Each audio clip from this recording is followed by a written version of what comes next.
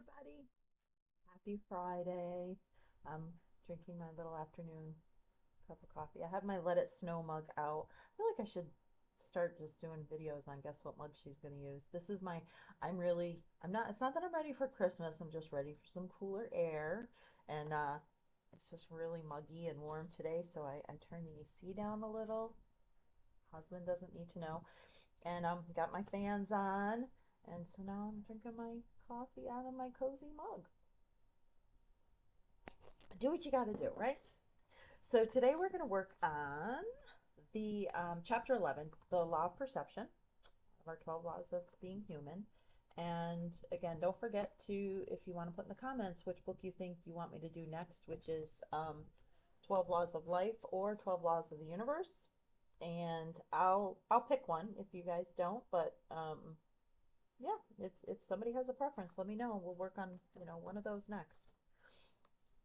Because we're down to the last two chapters in this one. So let's see what we have in the law of perception. It says you create a life that matches your beliefs and expectations.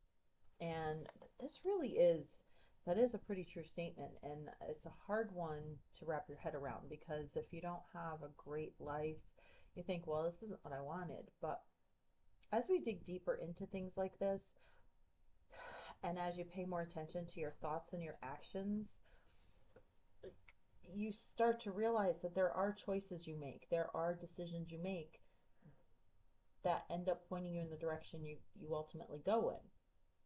And we're all on a different path.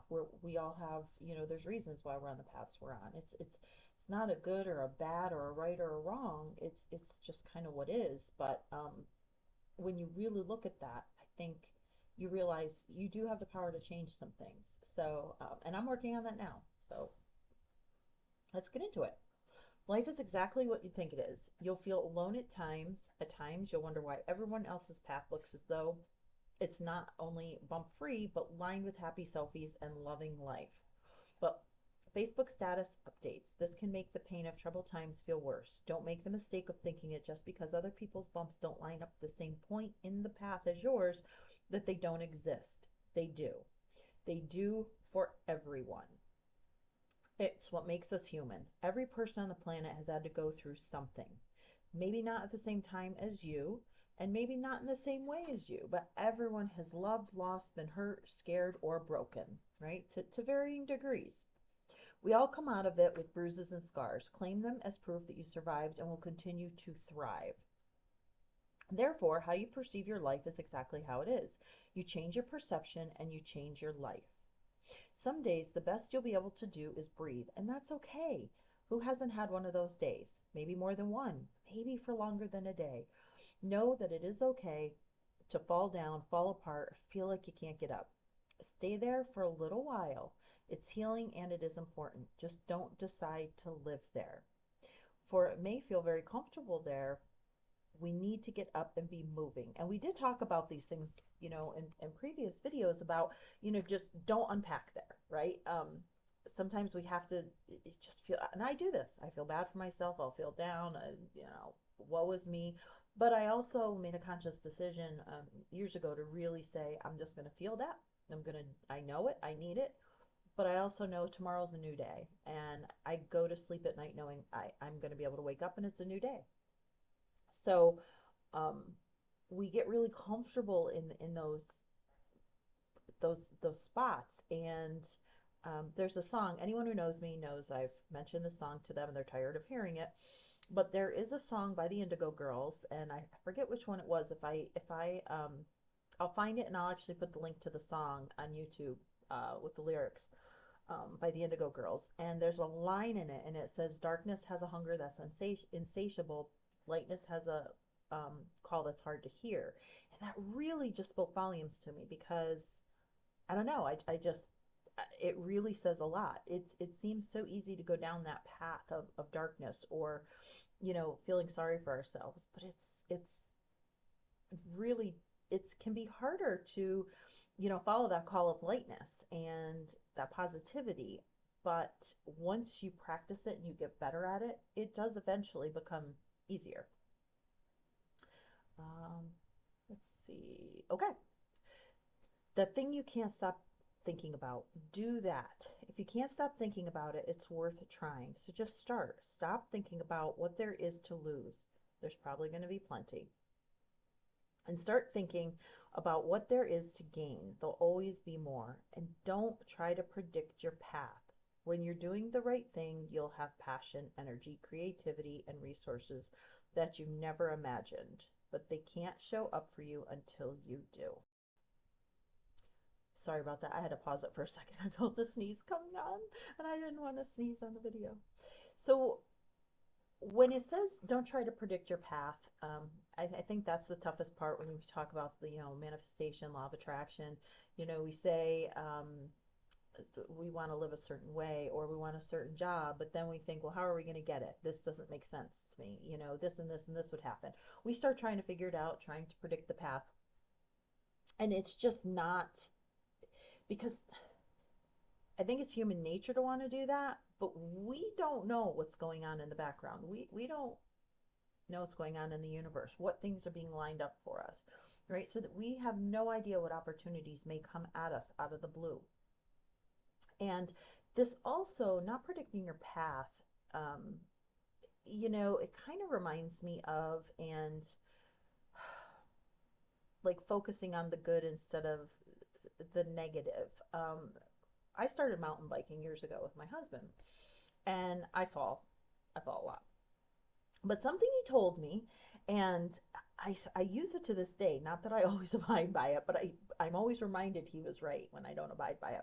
He would tell me, don't look at where you don't want to go, because you're going to go there every time. If there's a big rock in the path of where the rocks all are, he said, don't look at that, look where you want to go. And I'm telling you, every time I look at the bigger rocks and don't focus on the clearer path and right, where I want to go, I'm gonna hit the rock. And when I fall and I see like a steep hill, I have so much fear in me I'm gonna fall down that hill, and I start looking at the edge. What do you think I do? I fall down. I fall down the edge. So instead of just staying focused on where I want to go, and when I can do that and I can get over that fear, it's works, well, most of the time. But every time I focus on where I don't want to go or what I'm afraid of, and I'm trying to predict something like, I don't want to go here, so I can go here, and I try to figure it out. I'm gonna go where I don't want to go. But when I just focus on where I want to go and I look at the clear path, I go where I'm supposed to go. I'm able to navigate it so much easier. And I hope that makes sense to you. But it really is a great lesson I learned, and again, I still work on it, but I've put it to practice in something like mountain biking. It's pretty cool to watch it in action. I really value that piece of advice he gave me. Your love is the source of happiness. The contentment you feel in life is in direct proportion to the love that you give. At the point when you love, you subconsciously strive to turn out to be better than who you are. At the point when you strive to turn out to be better than who you are, the world around you turns out to be better as well. During your youth, love will be your teacher. In your middle age, love will be your fountain, and in your old age, love will be your fondest memories and your greatest source of happiness. So every time, even now, when you look back on your best memories, they're the ones filled with love, right? Your choices and perception does not design your life. You have a choice every single day. Decide to see the value in what you have. Decide to set aside a few minutes for yourself.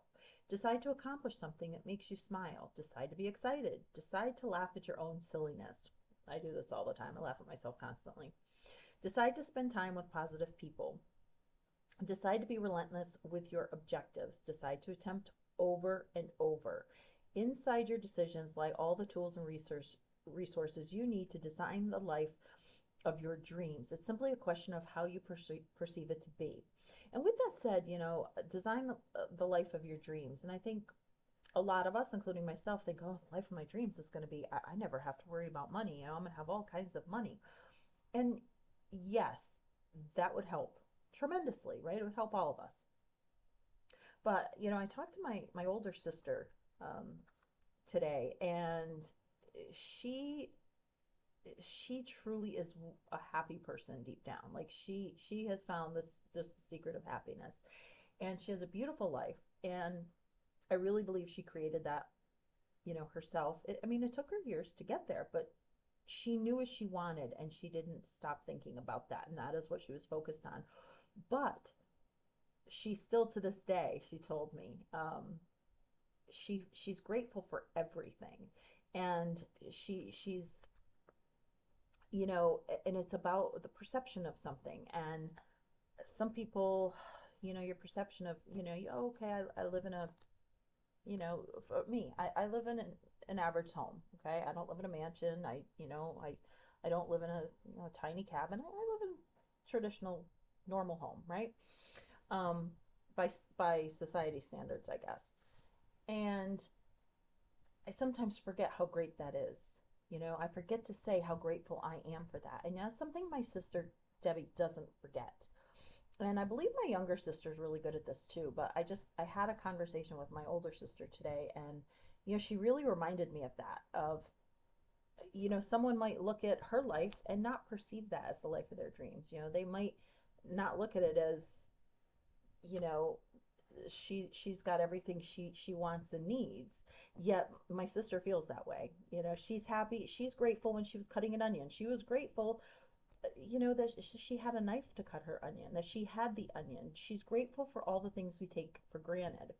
And people ask for miracles, and I read this in a book about, people, you're waiting for miracles. And what I read, it said we get miracles every single day. Every day you wake up is a miracle. Every breath you take, everything you can see and hear and feel and touch, those are all miracles.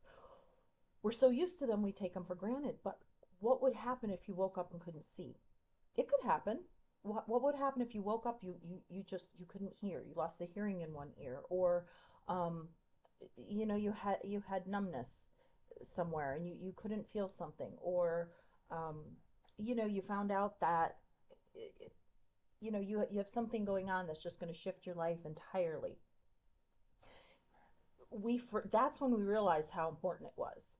And again, I'm not preaching, because I work on this all the time, and I needed my sister to remind me of it too today. Of, yeah, I really need to be more grateful for those things. Of, I'm great at complaining about where I live. I live in Florida. I live in a neighborhood where, I have people around me. I want to live where I don't have people. But you know what? I have great people around me. I live in a neighborhood where everyone, they look out. And if I needed anything, I can't tell you how many neighbors are right near me that I could call and say, hey, I need your help. Or um, if I didn't have a car, I need your car. I have an emergency. I have to, like, we see a garage door open at an odd hour, we'll call someone, and we'll call that person and say, hey, did you know or go to their door, did you know your garage door was still open? Did you notice, this was, in your yard? Or, do you need your trash cans brought in? I see they're still at the curb. So there's really a benefit to that. And I get away from it. I get so self-absorbed with not wanting something, and I want to move here because of this and that, and it is going to fit my lifestyle. What I want for my future life is definitely, I can't fit it into where I am now. But I also need to perceive this a little bit differently than I do. So it's not all negative at all. And so my sister reminded me of that. And so thanks, Deb. And I have a friend and a sister named Deb, so I don't know, must be something in the name. Uh, so yeah, just, look at how you perceive things. Try to look at them, from a different kind of, perspective.